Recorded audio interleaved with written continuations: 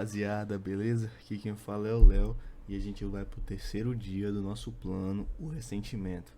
E esse plano aqui eu tô curtindo, até que eu tô curtindo fazer ele, porque tá falando muito de perdão e essas paradas de perdão é essencial. E então vamos seguir aqui, tamo junto, se inscreve. Uou. Perdoando as traições. Meu pai deixou minha mãe quando ela estava grávida de mim, com 5 meses de gestação. Ao crescer, eu não pensava muito sobre isso. Éramos só eu e minha mãe. Eu gostava disso. Com os passados anos, no entanto, a minha frustração quanto à falta de relação pai e filho cresceu.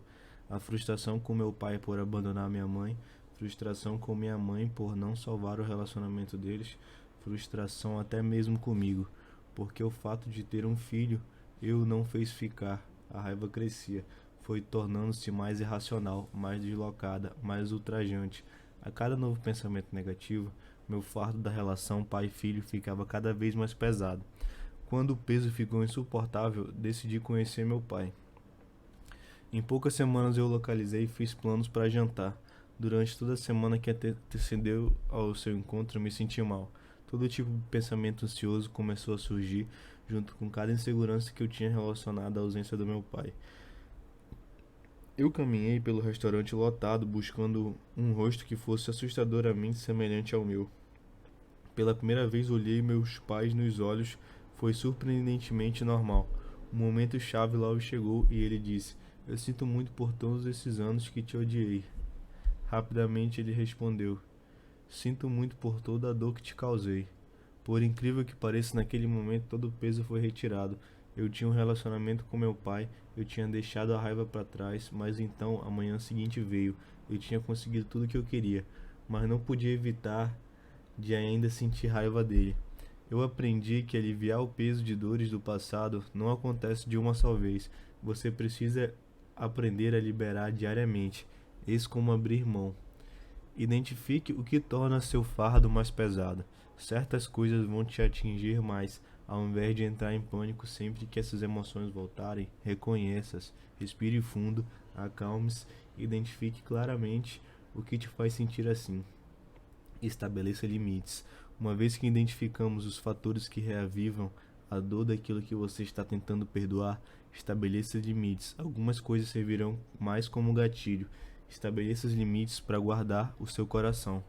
Compartilhe sua história. Depois de encontrar meu pai, contei para meus amigos sobre a montanha-russa emocional em que estava. A maioria deles tinha um pai ausente, então entenderam a dor.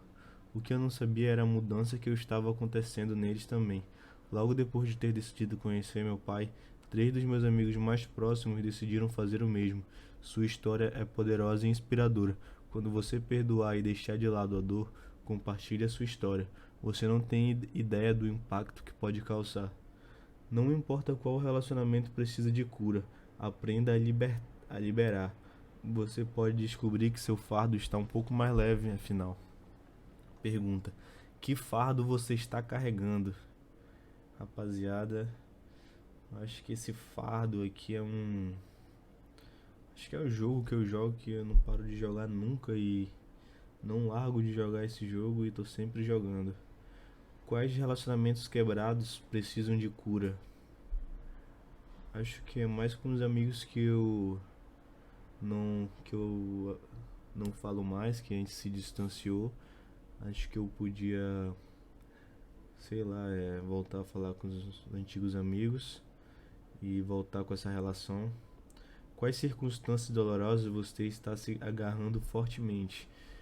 Acho que é no jogo que é um jogo, então alguém perde, alguém ganha. Então nem sempre eu vou ganhar e nem sempre eu vou perder, mas se caso eu perca eu já fico mais triste porque demora, rapaziada. O jogo exige tempo e quando a gente gasta o tempo perdendo, quem é que fica feliz, tá ligado? Então é isso, rapaziada.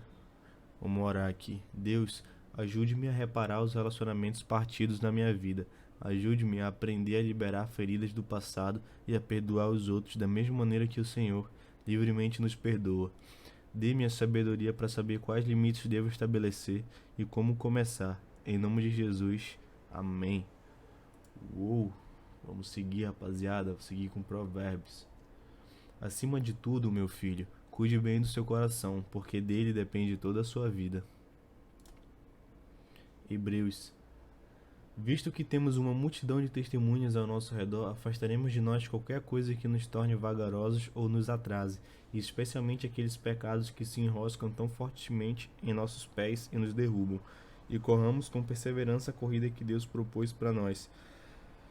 Mantenha um olhar firme em Jesus, autor e consumador da nossa fé. Ele esteve pronto a padecer uma morte vergonhosa na cruz por causa da alegria que sabia que teria depois, e agora está sentado à direita do trono de Deus. Se vocês querem evitar se sentirem desanimados e cansados, pensem na resignação dele enquanto homens pecadores faziam essas coisas tão terríveis com ele. Rapaziada. Marcos. Ouça-me, tudo que vocês pedirem em coração, se crerem, vocês receberão.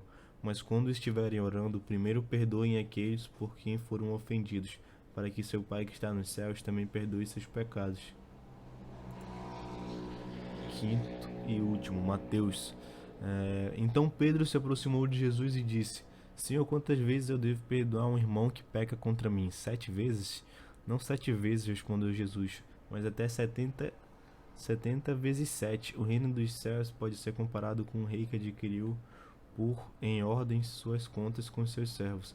E quando estava fazendo isso, foi-lhe trazido uns servos que lhe deviam muita prata. Como ele não tinha condições de pagar, o rei ordenou que fosse vendido para pagar a dívida, bem como sua esposa e seus filhos e tudo que ele tinha. Mas o servo prostrou-se diante do rei, com o rosto em terra, e disse: Ó Senhor, tenha paciência comigo, eu pagarei tudo. Então o rei teve compaixão dele, o soltou e perdoou sua dívida. Mas quando aquele servo saiu da presença do rei, encontrou um dos seus companheiros de trabalho que lhe devia 100 denários, agarrou pela garganta e exigiu que lhe pagasse na hora. O homem prostrou-se diante dele e suplicava que ele queria um pouco mais de tempo. Tenha paciência que eu lhe pagarei, implorava ele. Mas seu credor não queria esperar, mandou prender e encarcerar o homem até que a dívida estivesse totalmente paga. Então os amigos do homem viram o que estava acontecido, ficaram tristes e foram contar tudo ao rei. Então o rei chamou à sua presença o servo que lhe havia perdoado e disse: Você é um servo mau, eu lhe perdoei aquela dívida enorme, só porque você me implorou. Você não devia ter misericórdia do seu companheiro, do mesmo modo que eu tive de você? Então o rei irado mandou o homem ser duramente castigado até pagar o último centavo que devia.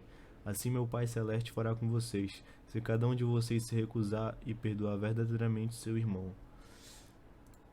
E é isso, rapaziada. Esse foi o terceiro dia. Então vamos perdoar, porque perdoar, mano, já viu que vai liberar um peso gigante da gente, né?